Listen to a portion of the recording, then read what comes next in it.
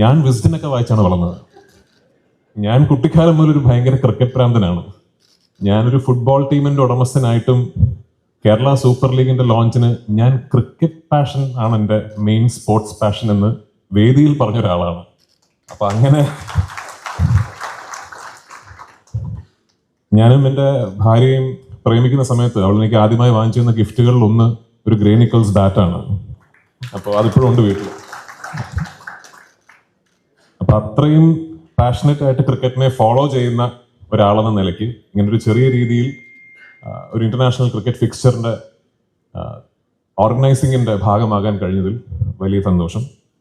നമ്മുടെ greenfield cricket stadium എന്ന് പറയുന്നത് തീർച്ചയായിട്ടും എല്ലാ രീതിയിലും ഒരു ഇന്റർനാഷണൽ ക്രിക്കറ്റ് വെന്യൂ എന്ന രീതിയിൽ അംഗീകരിക്കപ്പെടേണ്ട, ഇനിയും വലിയ രീതിയിൽ ഫെയിം കിട്ടേണ്ട ഒരു വെന്യൂ തന്നെയാണ്. ഞാൻ എപ്പോഴും പറയാറുള്ളത് പോലെ വാങ്കഡെ പോലെയും ഫിറോസ് ഷാ കോട്ട്ല പോലെയും ഈഡൻ ഗാർഡൻസ് പോലെയും ചെപ്പാക്ക് പോലെയും ഒക്കെ ഒരു ഐക്കോണിക് ക്രിക്കറ്റ് വെന്യൂ ആയി വരാൻ ഉള്ള എല്ലാ പൊട്ടൻഷ്യലും ഉള്ള ഒരു ക്രിക്കറ്റ് സ്റ്റേഡിയമാണ്. എനിക്ക് ഇപ്പോഴും ഓർമ്മയാണ് അദ്ദേഹം പറഞ്ഞ 2017 ഓൾമോസ്റ്റ് വാഷ്ഡ് ഔട്ടായ ആ മാച്ചിനെ കുറിച്ച്. അന്ന് ക്രിക്കറ്റിനെ കുറിച്ച് കുറച്ച് ടെക്നിക്കലായിട്ട് അറിയാവുന്ന ക്രിക്കറ്റ് പ്രേമികൾ, ഞാൻ അടക്കമുള്ള ക്രിക്കറ്റ് പ്രേമികൾ, ഈ സ്റ്റേഡിയത്തിന്റെ ഡ്രെയിനേജ് സിസ്റ്റത്തിനെ കുറിച്ച് ഭയങ്കര അഭിമാനപൂർവ്വം നമ്മൾ ഡിസ്കസ് ചെയ്യുന്നത് എനിക്ക് ഓർമ്മയുണ്ട്. So great work. ഞാൻ അവിടെ ഷൂട്ട് ചെയ്തിട്ടുണ്ട്. എൻ്റെ ആദ്യ സംവിധാന സംരംഭമായ ലൂസിഫർ ഞാൻ ഗ്രീൻഫീൽഡ് സ്റ്റേഡിയത്തിൽ ഷൂട്ട് ചെയ്തിട്ടുണ്ട്. ഞാനൊരു ക്രിക്കറ്റ് മാച്ച് അവിടെ ഷൂട്ട് ചെയ്തിട്ടുണ്ട്.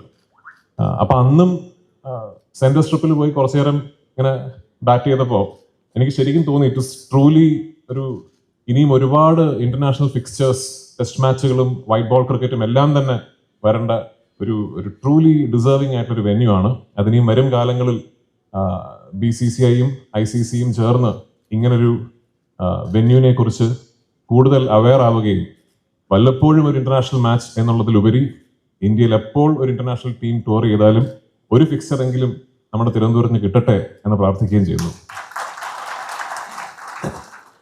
വളരെ നിർണായകമായ ഒരു സീരീസാണ്.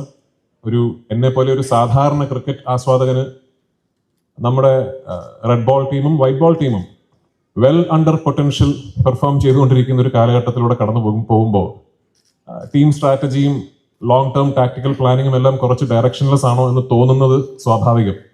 അങ്ങനെ ഇരിക്കെ വേൾഡ് കപ്പിന് തൊട്ട് മുമ്പായി ലോകത്തിലെ ഏറ്റവും മികച്ച T20 ടീംസിലൊന്നായ ന്യൂസിലാൻഡിനൊപ്പമുള്ള ഈ സീരീസിന്റെ അവസാനത്തെ ഫിക്ചർ, ഒരു പക്ഷേ ലോകകപ്പിന് മുമ്പായിട്ട് നമ്മുടെ പ്ലെയേഴ്സിനെ ടെസ്റ്റ് ഔട്ട് ചെയ്യാൻ പറ്റുന്ന അവസാനത്തെ മാച്ച് തിരുവനന്തപുരത്ത് നടക്കുന്നു എന്ന് പറയുന്നതിൽ തീർച്ചയായിട്ടും ഒരു keen cricket observer and fan എന്ന നിലയ്ക്ക് I'm really looking forward to that match. Shooting ഇല്ലായിരുന്നെങ്കിൽ ഉറപ്പായിട്ട് ഞാൻ ഒരു 5 ടിക്കറ്റ് എന്ന് ചോദിച്ചേനെ.